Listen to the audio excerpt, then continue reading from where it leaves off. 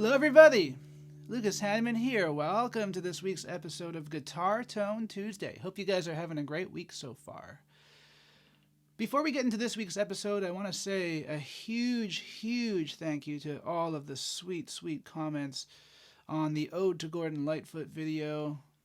It means so much, guys. I really appreciate it. It's so nice of you guys to say such sweet things. And you know, Gordon was just a musical giant, and it's the least I could do, you know, to honor his legacy in my own small way, right? You know, but that guitar, the Peggy White Premier, is just a very special instrument. It's the newest guitar in my arsenal, and it's going to get its own feature on Guitar Tone Tuesday very soon. Just a fantastic guitar. But for today's episode, I picked up my Eastman E6OM because we're going to talk about why I think all of you guys who play a lot of electric guitar should be playing more acoustic guitar as well. Maybe you're someone who has an electric guitar as your primary instrument and you have an old acoustic guitar sitting in the corner gathering dust. You know, making that little video made me think about a couple of ways that I choose to play the guitar when I play acoustic guitar. And so I wanted to do a little video on why people should be playing more acoustic if you're not playing very much of it. And also a little introduction to what I call chord melody playing. So first of all, if you're new to the channel, don't forget to like, share, subscribe, ring that notification bell to be notified about when we're making new videos. And let's get into it. So, why should electric guitar players play a more acoustic guitar? In my opinion, the acoustic guitar is one of these instruments that makes you physically stronger because of the fact that you have to work harder to get the sound out of it. You can play the acoustic guitar very gently, and it's going to sound kind of thin, but if you bend your fingers just a little bit to get underneath those strings, and just picture your sound flying across the room. It doesn't have to be loud, but all of a sudden there's a big difference between this and this. Because you're playing with more authority. You're getting a warmer sound from the guitar. And that is the beginnings of getting your own distinctive sound on the acoustic. Now, in my opinion, maybe I'm biased because I started on the acoustic guitar, but I think it's much easier to be someone who plays acoustic on a regular basis to pick up an electric guitar and get a decent sound from it than the other way around. There's a lot of great electric guitar players who I know who always play electric guitar, and then when they pick up an acoustic, it kind of feels like this foreign thing to them. So I think that's why it's important to kind of balance yourself out and pick that acoustic guitar up at least a couple of times a week. And you know, the reason why I think the acoustic guitar is such a great instrument to be playing more of is because there's a lot of colors in the sound of the acoustic guitar. And what I mean by that is, like, you know, one, it's how we attack the string. Are we going to play with our thumb?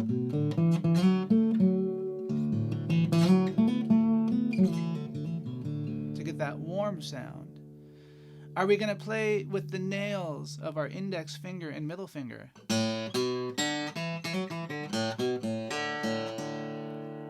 To get a totally different sound. Are we going to play with the fleshy part of our fingers, again, this kind of bent in kind of thing underneath the strings coming out?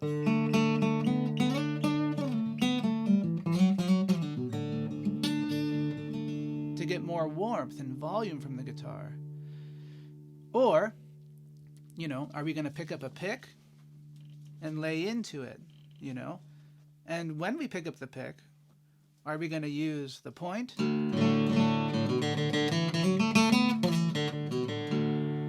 Are we going to use the rounded end?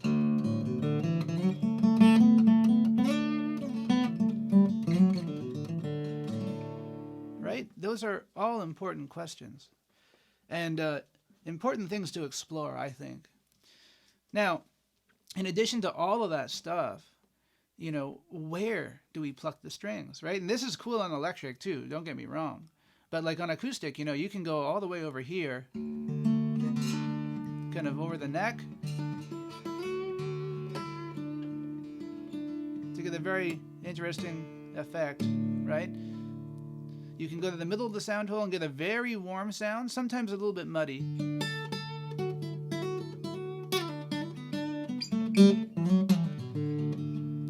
Or you can go back where I like to play often, which is the first third of the sound hole.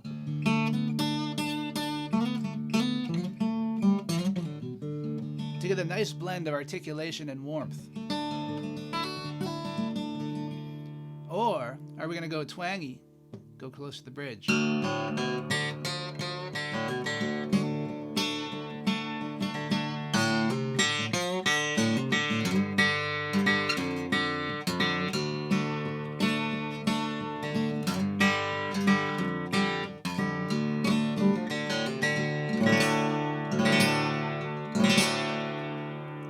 going to do a lot of upstrokes with our thumb.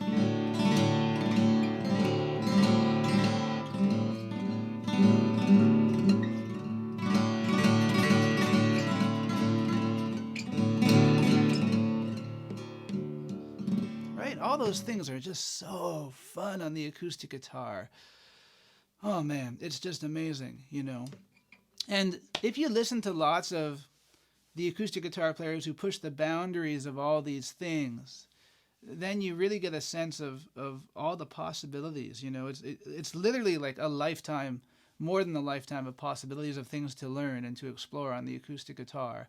Like if I just think of, in my opinion, some of the more influential acoustic guitar players, even classical guitar players I've listened to, I think of Django Reinhardt, I think of Andre Segovia, I think of Michael Hedges, I think of Don Ross, I think of someone who influenced me, not really that well known, is Tim Reynolds, a really great guitar player who actually did some stuff with Dave Matthews. And then the list goes on and on. I mean, there's so many amazing players. Doc Watson, the great Chet Atkins, of course, Lenny Breau. Oh man, just so many amazing players. And I'm not going to keep naming them because I know I'm going to miss. Like I could spend 10 videos talking about all the great acoustic guitar players who I love so much, But people who push the boundaries of the instrument, right? And if you listen to those people and kind of think like, wow, like what can I do? There's just literally a lifetime of possibilities of things to try out, right? It's just amazing. But I did want to dive a little bit into chord melody playing because of that video I just did with the tribute there. And, here's the thing that I think is really important. This is on electric guitar or acoustic guitar, right? But when you're listening to songs and you're learning tunes, I think one of the really important things to do is start trying to learn the vocal melody on the guitar. Learn it in a low range and a high range of the songs that you like so much. I think this is an essential part of trying to expand your capability on the guitar. So first off, like learning the melody.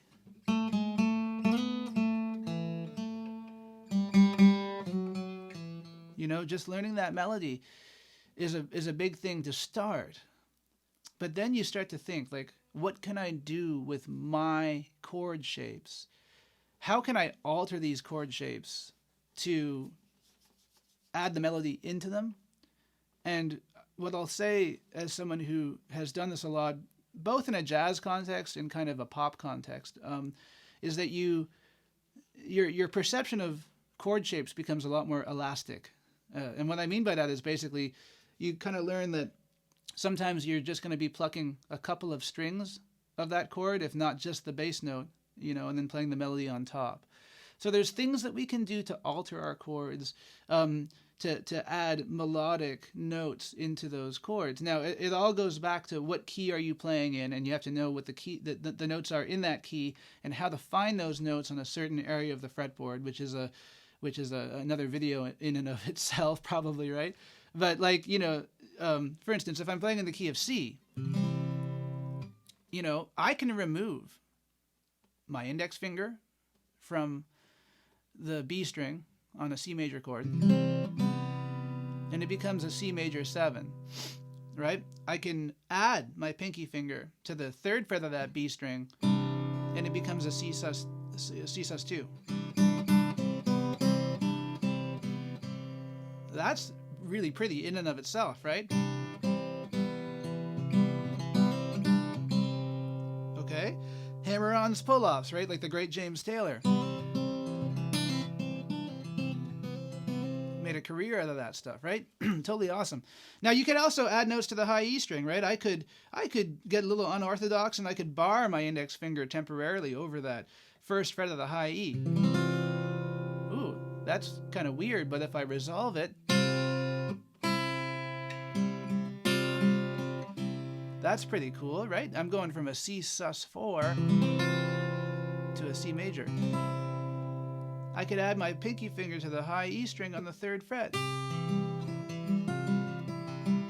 So all of a sudden, wow, we have 1, 2, 3, 4, 5, 6 notes that, well, I guess 5 additional notes that aren't, well, maybe not 5, 4 additional notes that aren't in the C major chord itself that we can add just by adding or taking away. Right? That's pretty cool, right? And you could do this for any chord. You could do it to a D major chord. I can, play a D major, take away my middle finger, add my pinky, and then I could start thinking about maybe adding my pinky finger to strings other than the high E string. Maybe I could add it to the G string on the 4th fret, or the D string on the 4th fret.